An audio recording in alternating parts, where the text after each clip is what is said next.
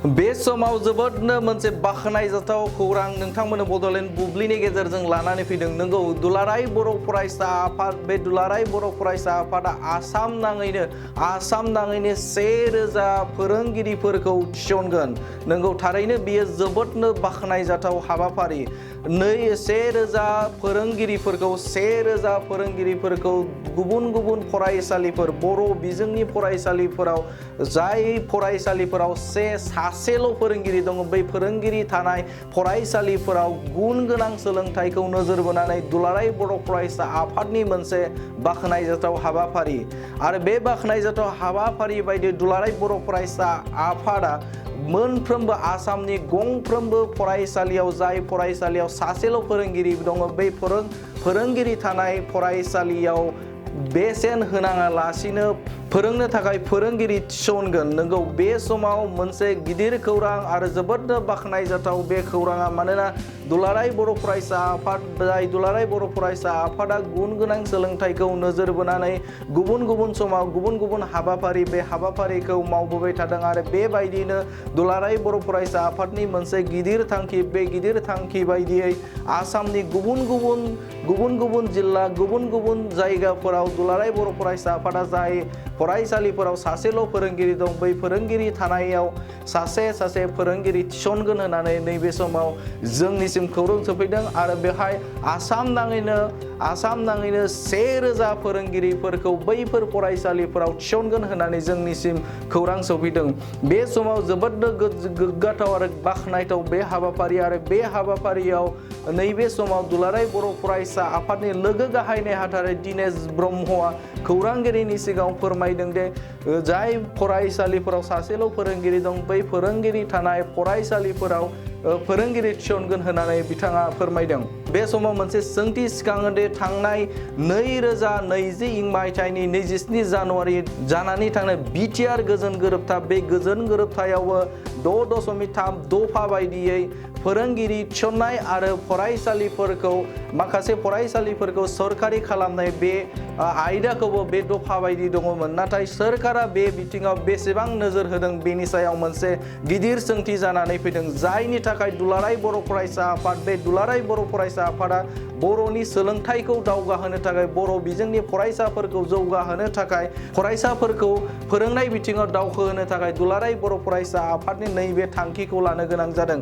बे समाव आसामनि सोलोंथाइ मन्त्रि रनज पेगुआ बे बिथिङाव बेसेबां गोनांथि होदों, बे मोनसे गिदिर सोंथि जानानै फैदों। मानोना दुलाराय बर' फरायसा आफादा जाय बिथिङाव बर' फरायसालिफोराव फोरोंगिरि थिसननायनि थाखाय नैबे बिथिंखौ लानो गोनां जादों, अब्ला बे समाव मोनसे सोंथि सिखांदों, आसामनि मन्त्रि रनज पेगुआ बे बिथिङाव बेसेबां गोनांथि सानदों, बे बिथिङाव बेसेबां बेखौ नोजोर होनानै खामानि मावदों, बे मोनसे गिदिर सोंथि जानानै फैदों। नाथाय बे समाव दुलाराय बर' फरायसा आफादनि जे नैबे बिथिङाव खामानि मावनो लानाय, बे खामानि मावनो लानाया थारैनो जोबोद बाखनायजाथाव। आरो बिथांमोननि नैबे समाव दुलाराय बर' फरायसा आफादनि लोगो गाहाय नेहाथारि दिनेश ब्रह्म, बे दिनेश ब्रह्म मा फोरमायदों, बे समाव नोंथांमोननो बड'लेण्ड बुब्लिनि गेजेरजों फोरमायनि।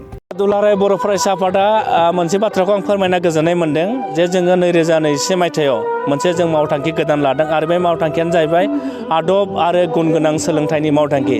आरो बे आदब आरो गुन गोनां सोलोंथाइनि मावथांखिनि गेजेरजों जों मोनसे खोथाखौ फोरमायो, जेब्ला मोनसे हारिया बिनि राव, बिनि बिजों, बिनि थुनलाइ आरो बिनि सोदोमस्रिया दावगागोन, अब्लासो बे मोनसे हारिया बुहुमाव हारि महरै थांनानै थागोन।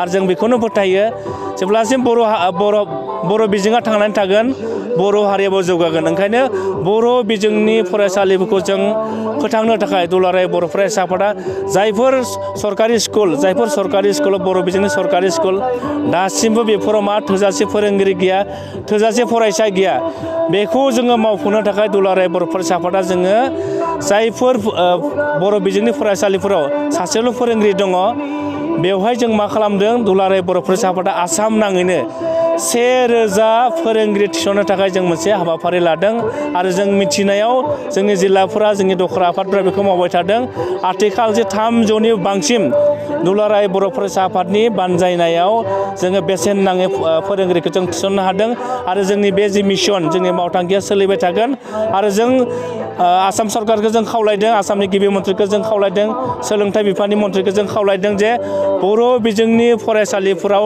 थाबैनो जायफोराव फोरोंगिरि सासेल' दङ बेवहाय नांगौ बायदि फोरोंगिरि थिसननो थाखाय जों खावलायदों आरो जों मिथिनायाव 30 एप्रिलाव 6 सिडुल एरियायाव बिथांमोना बर' बिजोंनि थाखाय स्पेशल टेट बिथांमोना आनजाद खुंनो थाखाय बिथांमोना साखाफारा जाबाय ओंखायनो साफ्रोम जोंनि बर' फरायसाफोरखौ जों खावलायगोन 30 एप्रिल जि खुंजानो लानाय टेट एग्जाम बेवहाय नोंथांमोना एप्लाइ खालामनानै जोंनि बर' बिजोंनि जि फरायसालि बेखौ नोंथांमोना फोथांनायाव नोंथांमोनाबो बिबान लानांगोन होननानै आं दिनैनि हाबाफारिनि गेजेरजों साफ्रोमबो फरायसा नोंथांमोनखौ आं खावलायहरबाय। बाइक सालायनो मोजां मोनग्राफोरनि थाखाय गोजोनथाव खौरां। मार्च दाननि 22, 23 आरो 24 अक्ट' सानथामनि थाखाय दावहारु अट' एजेन्सिया नोंथांनो लाबोगासिनो मेगालन काम एक्सचेन्ज मेला। बे मेगालन काम एक्सचेन्ज मेलाखौ क'क्राझार बड'लेण्ड गेस्ट हाउसनि साखाथियावनो खुंफुंगोन। बे मेलायाव बारा नङा 14,999 रांसिमाव डाउन पेमेन्ट होनानै बाजाज कम्पानिनि गुबुन गुबुन बाइकफोरखौ ल'नाव लानो हागोन। एक्सचेन्ज खालामग्राफोरनि थाखाय एक्सचेन्ज ब'नासबो थागोन। बाइक सालायनायाव हमनो थाखाय बायगिरिया बेसेन लायालासे हेलमेटबो मोनगोन।